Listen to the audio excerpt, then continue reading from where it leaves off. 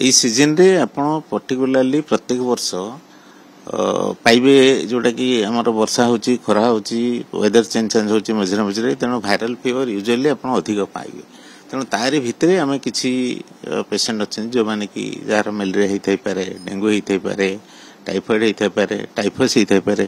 सेतमी प्रत्येक रोगी 2-3 दिन अति कम रे से तो मेडिसिन खाउछन ता सहित से माने आसी कि तांगर ब्लड टेस्ट करी जानिया उचित अन्य को ज्वर होइछि कि नाही किंतु अधिकांश केसेस भाइराल फीवर केस अधिक हॉस्पिटल को निश्चित अधिक आसवे आसिक से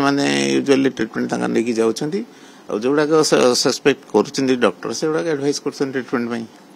टेस्ट मंकी पक्स विषय में बर्तमान जो सेंटर गोटे